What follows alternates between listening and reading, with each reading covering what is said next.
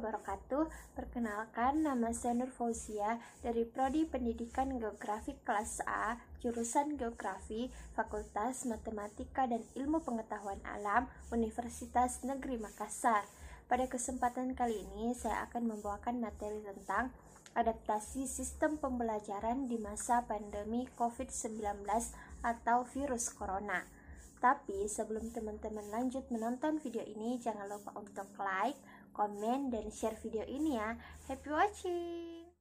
Saat ini dunia sangat dikejutkan dengan munculnya suatu wabah penyakit yang dikenal dengan COVID-19 atau coronavirus.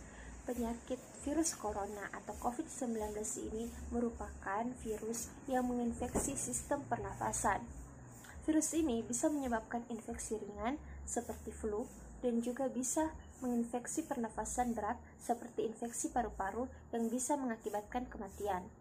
Penularan virus ini melalui kontak antar manusia yang sulit untuk diprediksi karena kegiatan sosial yang tidak bisa untuk dihindari merupakan penyebab terbesar menyebarnya virus ini.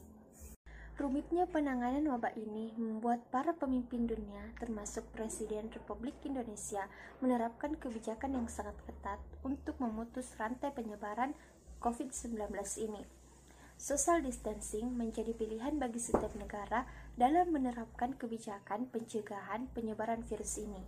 Dengan adanya virus ini memberikan dampak yang sangat besar terhadap semua aspek kehidupan, termasuk pendidikan, sehingga pemerintah menerapkan sebuah kebijakan work from home atau WFH. Dengan adanya pembatasan interaksi, Kementerian Pendidikan di Indonesia juga mengeluarkan kebijakan, yaitu dengan meliburkan sekolah dan mengganti dengan proses kegiatan belajar mengajar di rumah atau sistem pembelajaran secara daring atau online.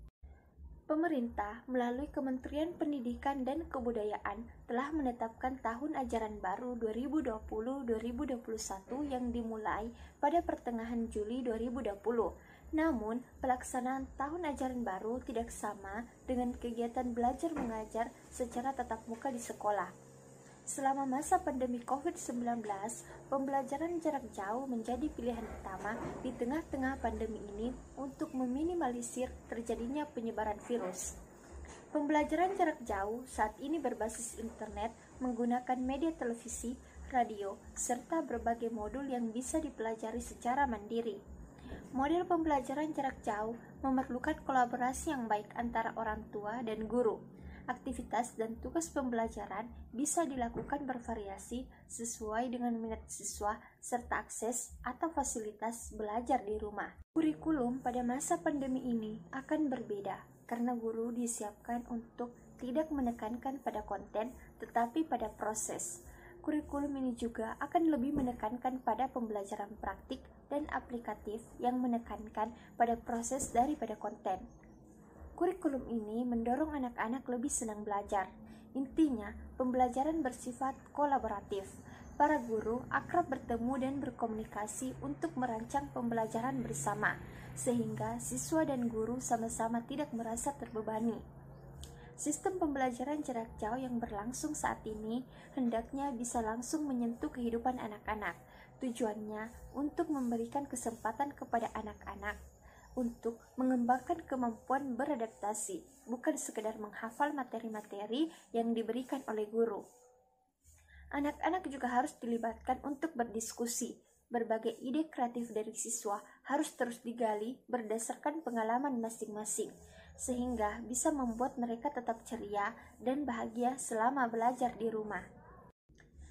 Untuk mendukung pendidikan jarak jauh, modul-modul pembelajaran yang disiapkan pemerintah harus tetap disosialisasikan kepada masyarakat, khususnya menyangkut standar kompetensi yang harus dicapai dan juga kelulusan.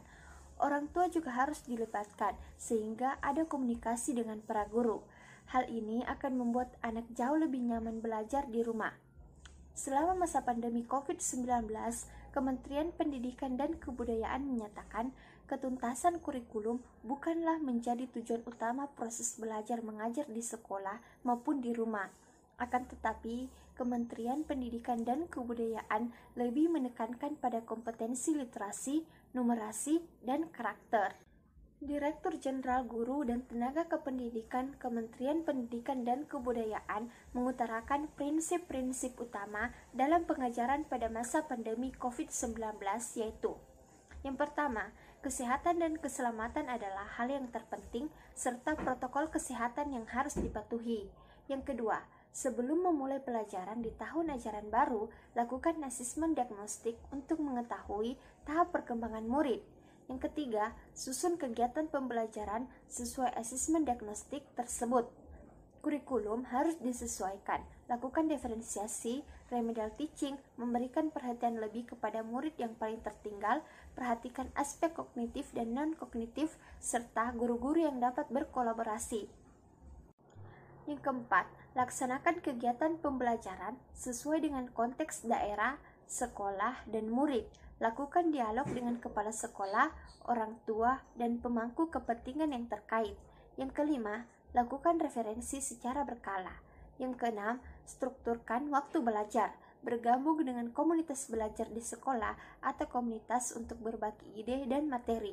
Dan yang terakhir adalah bentuk komunitas untuk dukungan psikososial bagi guru dan kepala sekolah. Itulah tadi materi tentang adaptasi pembelajaran pada masa pandemi COVID-19.